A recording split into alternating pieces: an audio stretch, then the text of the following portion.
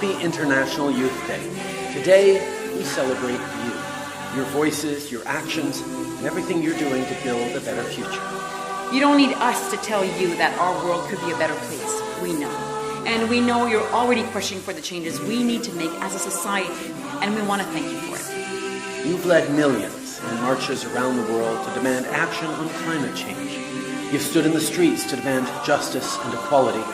You've stepped up throughout this pandemic to help your families, your neighbors, and your communities. You are all leaders right now, and we need you.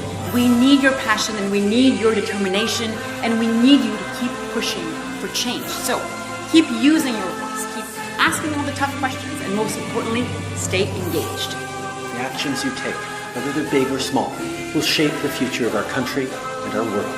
And we want to make sure you have every opportunity to make a difference. That's why we'll continue to create more ways for you to get involved and help you find new ways to serve your community. My friends, we're going to keep fighting for you and with you to build a better future for everyone. Because we know change doesn't start at the top. Change starts with you. So remember, never give up. We trust in you to continue to define our world. Good day, Prime Minister Justin Trudeau. My name is Gamal El-Bannam. I'm an active member of the Liberal Party and one of the elected executives of Ottawa Vanier Federal Liberal Association. I have been communicating with your office over the past 6 years on public policy. One of the most important things is two things: the negative impact of bullying and racism, and why that should be a #1 public health issue. And the second thing is why Canada should be in the filmmaking business to chart foreign policy and assist Canada to promote Canadian values abroad. Prime Minister Justin Trudeau, I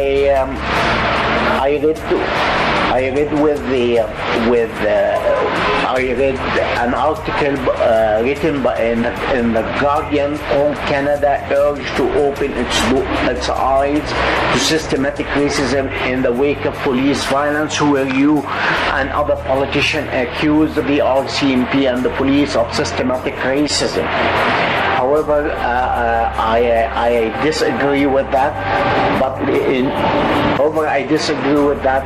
and I can't deny that there is indeed incidents of racism that exist in Canadian institutions. I decided to play a series of videos clip to say that Canada is not a racist society, but Canadian governments live in contradiction. Prime Minister Trudeau, we can't force white people or non-immigrant people to include them. We have to engage the racial minorities, and one of the most important causes of racism is that the racial minority did not share the political and economic pie and wealth and the decision making of the country. We need to get them engaged and be part of the decision making and become more proactive. Like I was on the Ottawa Board of Education Multicultural Advisory Committee for years. I was one of the I was opposed to anti-racist policies and argued that the anti-racism policy had never solved racism in the classroom or in the backyard or even in the hiring of staff.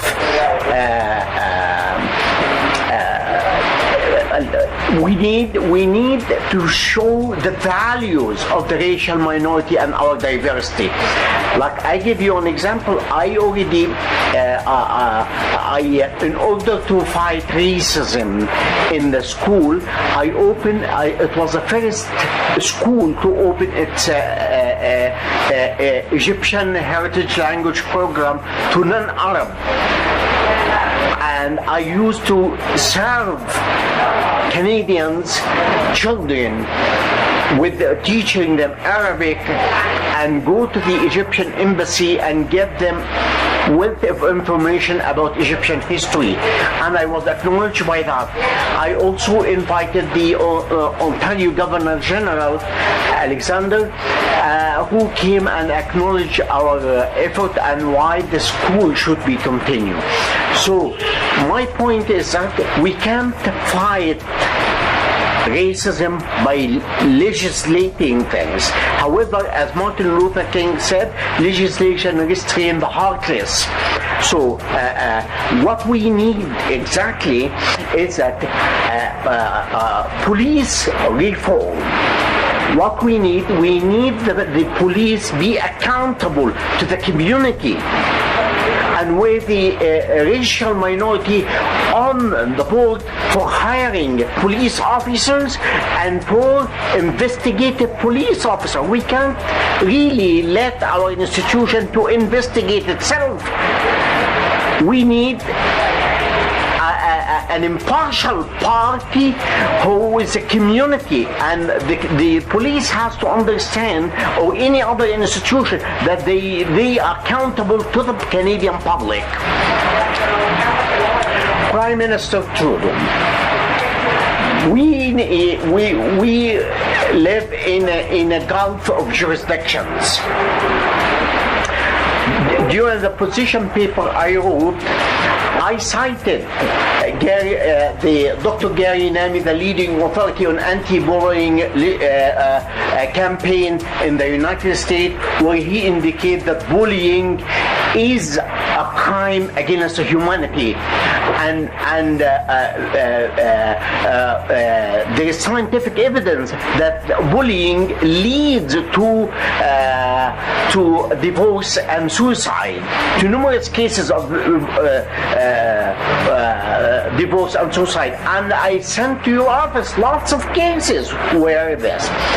However, we cited again two important cases of bullying where the CIA, the CSIS, passed information to the CIA indicating that your father, Pierre Elliott Trudeau, is a communist sympathizer, and he's the most dangerous man in the West. And there was serious discussion between the CIA and the head of and the president of the United States at that time to detain our Prime Minister Pierre Elliott Trudeau during his visit to the States. That's one thing. The second thing is that with bullying, where the United States bullied Foreign Service Herbert Norman, who has a tie with the Prime Minister Lester Pearson, and due to bullying, the citizens again and the RCMP pass information to the CIA that Herbert Norman was part of a communist sleeping cell, and the Congress demanded that Herbert Norman appear before them and investigated. However, Herbert Norman, during that time there was a tension, and Lester Pearson defended him, and he sent him to become Canada ambassador to the to Egypt to solve the Suez Canal crisis. When the CIA learned that he became the ambassador, they put pressure on the Congress. The Congress put pressure on Canadian Prime Minister to bring Herbert Norman to testify before them. However, Herbert Norman went to see a movie before that, and then he went to the highest building in Egypt and committed suicide.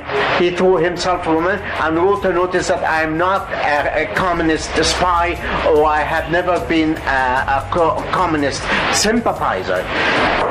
Prime Minister, this is serious, important things. How can CSIS spy on our prime ministers and foreign services and pass information without the knowledge of other institutions? Prime Minister, we need Parliament to investigate incidents of racism and bullying. We need to limit the power of CSIS to investigate that. And I can tell you that the case of Maher Arar is a case in point where CSIS again pass information to the CIA that he is part of Al-Qaeda group, and Maher Arar were arrested in New York and sent to Bashar al-Assad in Syria to be tortured. And when he come back, and the Prime Minister Kartian at that time denied any knowledge of his existence. And after the Parliament put pressure on the Prime Minister, he acknowledged that he is in Syria, and then he ran. He brought him back to Canada, and where he was numerous public hearings. They lasted 4 years or 2 years. Anyway, the Canadian government finally issue an apology to Maher Arar and send him a check for $35 million. Prime Minister, we need Parliament to limit the government spending. We need Parliament we need Parliament when the government there is a wrongdoings, they should get involved immediately and issue an apology to Maher Arar and give him the check without even going through numerous public hearings in order to prove that the government was wrong. Prime Minister, I prove that there is unfortunately we live in an elephant system where things takes too long to be resolved. Look how many years it takes for the government to acknowledge the hurts of the indigenous people. Look how many years it acknowledges the hurt of the Chinese and the Japanese. How many years it takes to recognize the hurts of the Jewish Canadian. Where Prime Minister Mackenzie King have fought tooth and nails with the idea that Arab are anti-Semitic and the anti-Semitic people, and history tells us that Muhammad, King of Morocco, Muhammad V, have already refused to hand it in his Jewish citizen to Hitler, and he told him, listen, we don't have Jews, we only have Moroccans. And that shows that we, the Arabs, have already lived together with the Jewish people in peace. My point is, Prime Minister, we need to have legislation, but we need to get the racial minorities in a decision-making process where they can show the value of this. As I told you, I show to Canadians the value of the Egyptian culture and the Egyptian language. I showed them the value. They accepted me as part of them, and there was no incidents of racism, and I combated that. Prime Minister, I am the only one who started stating clearly that we should have a blind resume during the interview with racial minorities to combat racism and systematic discrimination in employment.